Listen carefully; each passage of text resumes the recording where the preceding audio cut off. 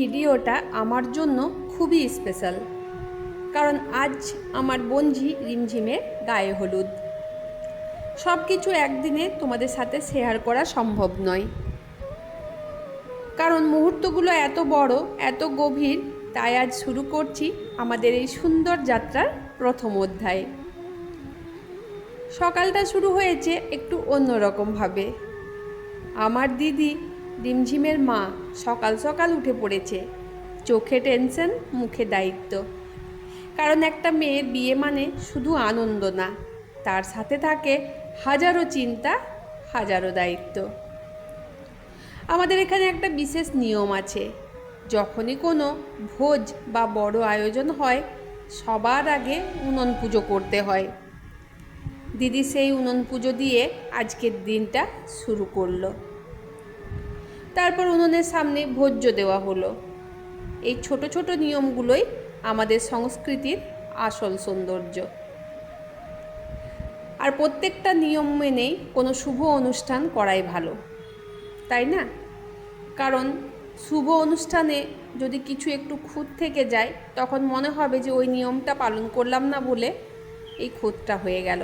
তাই প্রত্যেকটা অনুষ্ঠান সব কিছু নিয়ম মেনেই করা ভালো।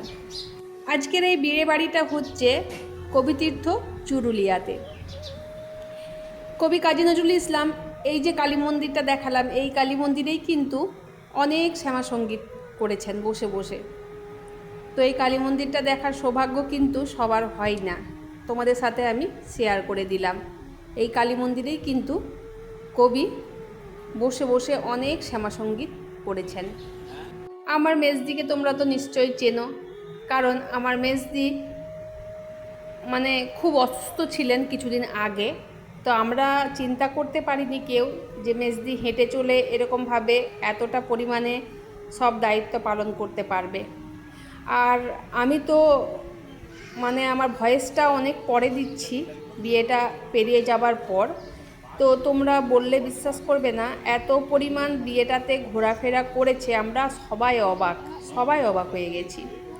আর এই যে আমাদের কোণে দেখো হাতে কি সব নিয়ে দাঁড়িয়ে আছে। এদিকে চলছে সব কিছু আয়োজন। সব কিছু আয়োজন বলতে অনেকগুলো এও আছে যারা এসে তেল সিঁদুর নেবে, তাদেরকে এগুলো সব দিতে হবে। আর আমি সব তেলগুলো একটা কাগজের কাপগুলোর মধ্যে দিয়ে দিচ্ছি। তারপর রান্না বান্না শুরু হবে। একদিকে নিরামিষ রান্না আর অন্যদিকে আমিষ রান্না, আলাদা জায়গায় হচ্ছে। রান্নাঘরে যেন এক যুদ্ধ চলছে, কেউ কাটছে, কেউ ভাজছে, কেউ মশলা বাড়ছে। সবাই ব্যস্ত, কিন্তু সবার মুখে হাসি, কারণ এই ব্যস্ততার মাঝেই লুকিয়ে আছে আনন্দ। এদিকে রিমঝিমের সাজ চলছে, কারণ ওর শ্বশুরবাড়ি থেকে এক্ষুনি সবাই চলে আসবে তত্ত্ব নিয়ে, বিয়ের তত্ত্ব নিয়ে।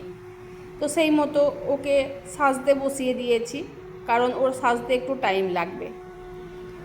আর ওরা চলে যাওয়ার পর আবার তখন ওর গায়ে হলুদ বা খাওয়া দাওয়া তখন হবে। এদিকে দেখো আমাদের যে প্যান্ডেলটা হয়েছে সেটা তোমাদেরকে একবার দেখিয়ে দিচ্ছি, কারণ প্যান্ডেলটা এত সুন্দর করেছে, রাত্রিবেলায় আমার দেখানো সম্ভব হবে না, কারণ ভিডিওটা তো একমাত্র আমিই করছি। তো সেই জন্য রাত্রিবেলায় আমার এদিকে আসা সম্ভব হবে না, আমি তো ওই বিয়ে বাড়ির দিকেই থাকবো। আর এটা বিয়ে বাড়ি থেকে একটুখানি দূরে, মানে ওই যে কালী মন্দিরটা দেখালাম ওইখানে হয়েছে। তো সেই জন্য দিনের বেলাতে একটুখানি তোমাদেরকে দেখিয়ে দিলাম। আর বললে বিশ্বাস করবে না, আমি তোমাদেরকে তো প্রমিস করেছিলাম যে আমি রিমঝিমের বিয়ের প্রত্যেকটা ভিডিও নিয়ে আসব। তো তাই তোমাদেরকে একটু একটু করে ভিডিও শেয়ার করতে পারছি, কারণ যা পরিমাণ ব্যস্ত ছিলাম আমার মনে হচ্ছিল না যে আমি তোমাদের সাথে ভিডিও শেয়ার করতে পারবো। তো যাই হোক, আমারও ইচ্ছে ছিল বা তোমাদের দেখারও ইচ্ছে আছে অনেকের, সেই জন্য হয়তো হয়ে গেল, নাহলে সম্ভব হয়ে উঠতো না। প্যান্ডেলটা কিন্তু দারুণ দারুণ হয়েছে। লাইটের কাজ থাকলে মানে যখন রাত্রিবেলা হবে তখন আরও সুন্দর লাগবে, কিন্তু ভাগ্যবশত আমি সেটা তুলে রাখতে পারিনি। এবার শুরু হয়ে গেছে বাড়ির কাজ সব কিছু, কারণ দিদি তো এবার ঘট স্থাপন করবে। 3টে ঘট স্থাপন করবে মেজদি, সাথে একটা তেলের প্রদীপ জ্বালানো হবে। আর এখানে সব লোকজন আসা শুরু হয়ে গেছে। তো প্রথমে ভাবছিলাম যে সকাল সকাল এত লোকজন হবে না, কিন্তু দেখলাম না, এদের সকালেই তো অনেক লোকজন এসে গেছে। কারণ ওই যে তেল সিঁদুরের ব্যাপারটা থাকে, তারপরে খোলাতে ধান দেওয়া থাকে, তারপরে বড়ি দেওয়া থাকে, ওই সব নিয়মকানুনগুলোর জন্যই সকালবেলায় সবাই এসে পড়েছে। এখানেও প্যান্ডেলটা এখনও পর্যন্ত মানে হয়ে গেছে, সেটিংগুলো চলছে। এই যে এখানে গায়ে হলুদের মঞ্চটা হয়েছে। তো আমি আগে একটুখানি কেন সকালবেলায় তোমাদেরকে দেখিয়ে দিলাম বলো তো, কারণ একটু বেলা হলে কিন্তু আর দেখাতে পারবো না। আর এখানে আমি যাচ্ছি দেখো কালী মন্দির তেল আনতে। এটা আমার মেজো জামাইবাবু মানে মেয়ের বাবা। আর এইখানে কি সুন্দর ছামড়া, আমরা এটা ছামড়া বলি, মানে যেখানে বিয়েটা হবে, তো সেখানটাও খুব সুন্দর কিন্তু হয়েছে। এইদিকে ভাড়ার ঘর, মানে এখানে আমরা নিতে চলে এসেছি নিরামিষ খাবারের জন্য সবজিগুলো একটুখানি করে তেল মশলা বাড়িতে নিয়ে যাব, বাড়িতে হবে নিরামিষ খাবার আর এদিকে হবে আমিষ। সেজন্য আমি আর আমার একটা দিদি চলে এসেছি এখানে নিতে, সাথে সাথে একটুখানি ভিডিও করে নিলাম, এটাও তোমাদের সাথে শেয়ার করতে চলেছি। তো এখানে ভাড়ার ঘর হয়েছে, সব কিছু মানে সবাই চারিদিকে ব্যস্ত আছে, কেউ কোনোভাবে রেডি নেই যে একটুখানি ছবি তোলার বা ভিডিও করার। আমি কিন্তু কাজও করলাম আর ভিডিওও করলাম, কারণ এটা আমাকে করতেই হবে। এইদিকে দেখো আমার মেজদি 3টে ঘট স্থাপন করেছে, সাথে একটা তেলের প্রদীপ ওই যে আগেই বললাম জ্বালানো হয়েছে। এই প্রদীপটা কিন্তু শুধু আজকের জন্য না, বিয়ের রাত পর্যন্ত জ্বলবে, তাই সবসময় খেয়াল রাখতে হবে যাতে তেল ঠিক থাকে। এই সব নিয়ম মানার মধ্যে আলাদা একটা শান্তি আছে, মনে হয় যেন সব কিছু ঠিকঠাক হবে। এই আনন্দের মাঝেও একটা বড় শূন্যতা আছে। আমার মা থাকলে আজ সবচেয়ে বেশি খুশি হতো। ওর মায়ের মানে আমার মায়ের খুব ইচ্ছা ছিল রিমঝিমের বিয়েতে থাকার, কিন্তু ভাগ্যক্রমে সেটা আর হয়ে উঠল না। মন সবার খুব খারাপ, সবাই কিন্তু মাকে খুব মিস করছি আমরা, কিন্তু কি করা যায়। মানুষকে মানে মানুষ যদি একবার চলে যায় তাকে তো আর ফিরিয়ে আনা যায় না। যদি ফিরিয়ে আনা সম্ভব হতো সর্বপ্রথম আমরা তাই করতাম। বিষাদ, মনটা ভারী, চারিদিকে একদিকে মা নেই, একদিকে মেয়ে বিদায় হবে। আমার মেজদির ভেতরের অবস্থা যে কী চলছে একমাত্র আমরাই জানি। আমাদের মধ্যেও চলছে একটা করে ঝড়, কিন্তু কিচ্ছু করার নেই, এগুলো সব ঈশ্বরের হাতে, মেনে নিতেই হবে আমাদেরকে। এখানে ঘট স্থাপন চলছে, 3টে ঘট পরপর বসানো হয়েছে, একটা তেলের, একটা অন্নের, আর একটা হচ্ছে জলের। 3টে ঘট স্থাপন করা হয়েছে। তাদের মানে সেই ঘটগুলোতে আম্রপল্লবও দেওয়া হয়েছে। তো যেগুলো যা নিয়ম সেগুলো আসলে করছে মেজদি। আর মা থাকলে হয়তো সব নিয়মগুলো আরও মেজদিকে বলে দিত, কিন্তু মা যেহেতু নেই, আর মেজদিদের বাড়িতে বড়রা তেমন বলতে কেউ নেই, মেজদি ননদেরা আছে তো, আর এমনি বড় আর কেউ নেই, তো তারাই তাকে সব কিছু বলে দিচ্ছে, বুঝিয়ে দিচ্ছে, সেই মতো সে সব কিছু করছে। তো যাই হোক, আমার মেজদিও কিছু কিছু জানে, তো সেই জন্য অতটা অসুবিধা হচ্ছে না। আর আমি যদি হতাম তাহলে আমি তো খুবই মানে কি বলবো, মানে ঠিক করতে পারতাম না যে কোথায় কোন কাজটা কোন দিকে করব। কারণ সব কিছু তো আমার কাছে অজানা, আমি তো সব কিছু আয়োজন করতে পারি না, তো ওদেরকে জিজ্ঞাসা করে করেই করতে হয়। যাই হোক, যতগুলো কাজ হয়েছে মানে আমাদের বাড়িতে বা আমার দিদিদের বাড়িতে, আমার মা কিন্তু সবটা সামলে নিয়েছে। আজকে খুবই ফাঁকা লাগছে মায়ের জন্য, মানে মনটা একদম ভারী হয়ে আছে সবার।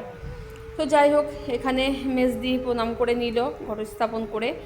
আর মায়ের বললাম না মা নেই, তো মাকে খুবই মিস করছি আমরা। তো তাই আমি দিদিকে বললাম যে মায়ের ছবিটা সামনে রেখে সব কাজ করতে।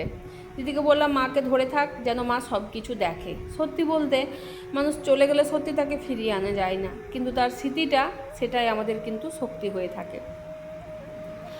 ওইদিকে রিমঝিমের সাজসজ্জা চলছে, ছোট্ট সেই মেয়েটা আজ বউ হবে। দেখতে দেখতে কেমন বড় হয়ে গেল, আজ ওর জীবনের নতুন অধ্যায় শুরু।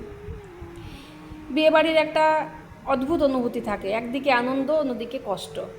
একটা দিনের জন্য আমরা কতদিন ধরে সব প্রস্তুতি নিই, আর সেই একটা দিনের পরেই মেয়েটা নিজের বাড়ি ছেড়ে চলে যাবে। আমার নিজের ততটা মন খারাপ লাগছে না, কারণ রিমঝিম আমার কাছেই থাকবে, কিন্তু দিদি আর জামাইবাবুর জন্য খুব খারাপ লাগছে। ওদের একটাই মেয়ে, তাই ওদের চোখে আনন্দের সাথে সাথে জলও আছে।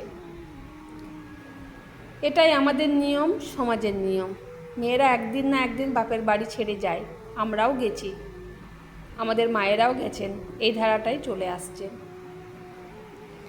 এদিকে দেখো সব কিছু আয়োজন হয়ে গেছে, মানে সবাই ব্যস্ত তো এক একটা কাজ করে, আর বিয়েবাড়ি মনেই সবাই হাত লাগিয়ে থাকে। তো সবাই একটা একটা করে কাজ যদি দায়িত্ব করে নেয়, ভাগ করে নেয়, তাহলে কিন্তু সেই কাজটা ভারী হয় না, সেই কাজটা কাজ বলেই মনে হয় না। তো সেই বিয়ে বাড়িতে সেটাই হয়েছে আজকে। দেখো আমার মা কিন্তু সব দেখছে।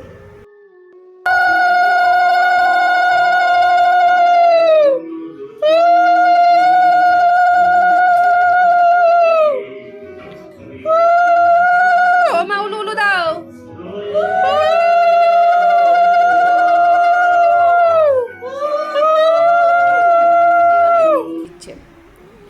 তো সব নিয়মিত হচ্ছে, সবই কিছু ভালো হচ্ছে। আর তোমাদের 5 জনের আশীর্বাদে আমার রিমঝিমের মানে কি বলবো, ভাগ্যটা ভালো বলবো কি খারাপ বলবো সেটা জানি না, কারণ ওর ভাগ্যটা প্রত্যেকটা কাজই হবে না হবে না হবে না হবে না করে হয়। তো জানি না সেটা কী জন্য হয়। অনেকবার অনেক কিছুতেই বাধা এসেছিল বিয়ের, এই মানে আয়োজন করতে ওই আয়োজন করতে, কিন্তু সব শেষে দেখা গেল যে সব আয়োজনই হয়েছে, সব মনের মতনই হয়েছে। তো তোমাদের আশীর্বাদ কাম্য আমার মেয়ের জন্য। তো সবাই প্রার্থনা করো যেন নতুন জীবনে ও সুখী থাকে, ভালো থাকে, সুস্থ থাকে। আর অন্য কিছু চাই না, মেয়েরা যতই ভালো থাকে ততই আনন্দ, আর কিছু না। তাই আজকের এই ভিডিওটা শুধু একটা অনুষ্ঠান না, এটা একটা অনুভূতি, আনন্দ, কষ্ট, স্মৃতি আর ভালোবাসার মিশ্রণ। তোমরা সবাই রিমঝিমের জন্য আশীর্বাদ করো, ও যেন খুব ভালো থাকে, সুস্থ থাকে। আর যদি ভিডিওটা ভালো লেগে থাকে তাহলে অবশ্যই লাইক, কমেন্ট আর শেয়ার করতে ভুলো না। দেখা হবে এই ভিডিওর পরের পার্ট নিয়ে।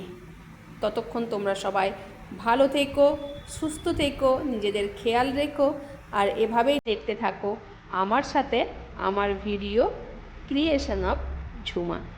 টাটা বন্ধুরা, দেখা হচ্ছে আবার এই ভিডিওর দ্বিতীয় পার্ট নিয়ে।